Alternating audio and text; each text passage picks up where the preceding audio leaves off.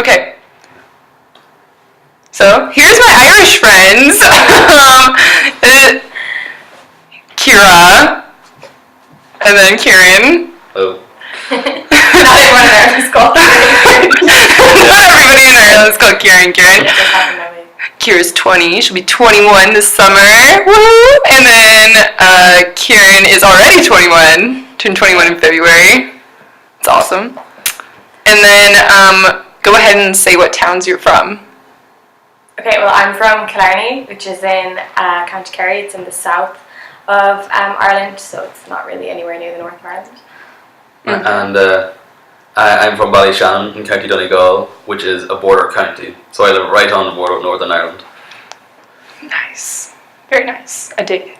Okay. Okay. Oh my gosh. Alright. So,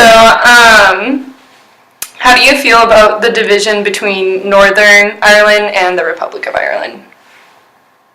Oh, well, from our perspective, it's a very small country to begin with. So, and a very small population. So splitting the two communities is just making the division wider instead of bringing them together. Because there's only a small difference in the two communities. And yeah, I think the partition would be better off if it wasn't there. It'd be easier economically and socially as well for the two Protestants and Catholics. Okay. Yeah, I think the same, but obviously a lot of history has gone on, so it's kind of hard to make a proper decision on whether it should or shouldn't be going on. Okay. Do you know anyone that lives within the Northern Ireland counties? Yeah, friends from college and family. All of my family are both from Fermanagh, which is in Northern Ireland, which is just a county beside Donegal. So all of my family are in Northern Ireland. Okay. How serious is the tension between Northern and Southern Ireland today? Right now, I wouldn't think that there is much tension. There's been a few instances, not very recently, but recently enough. But right now, it's all pretty peaceful. Yeah, today is probably the best the relationship has ever been between North and South. Recently we had the Queen Elizabeth. She came over to visit Dublin, which was the first British monarch to ever actually visit the south of Ireland, the Republic of Ireland, since its inception in the 20s. And so those kind of events has happened. And we had England playing Croke Park for rugby, which is an English sport, so it wasn't meant to be played there. So I think with all these events and stuff, the border isn't as split off as it used to be. The relationship's a lot better. Okay. Have you ever encountered, witnessed a fight or act of violence from the north, or vice versa? I haven't.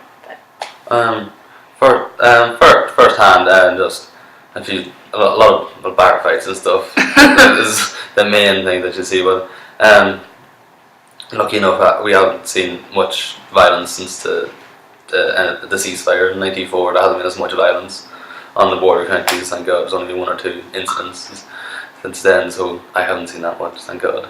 Oh, that's good.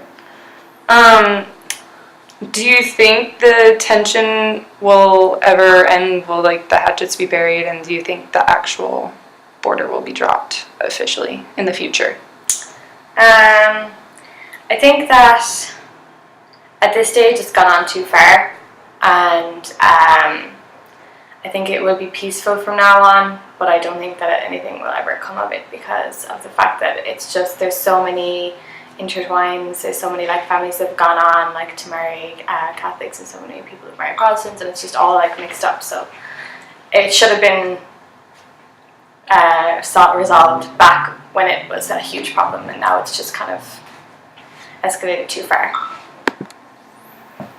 Okay. Yeah, well, I definitely think that the relationship's getting better, and the tensions are easing because the communities are kind of mixing more together. There's more events for GEOG community and stuff, and events like the 12th of July in Northern Ireland is a big unionist event, big as their year, but more nationalists and more Catholics as well are getting involved in the national aspect of it, whereas there's not as much religion now as it was a few years ago. And as well, I think it will become a 32 county country like the North because of the Good Friday Agreement. Because as soon as the majority of people in Northern Ireland vote to become part of Southern Ireland, it's up to the people, it's not up to governments anymore.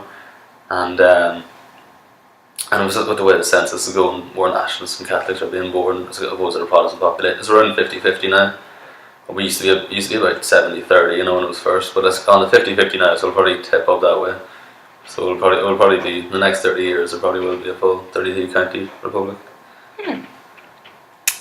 And lastly, in light of these questions asked, are there examples from others' experiences, family, friends that have had issues with like the past revolutions or past incidents?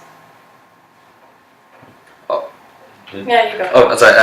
No, well, as I said, all my family's in the North, so just in the past troubles, you can just tell the Falls Road curfew.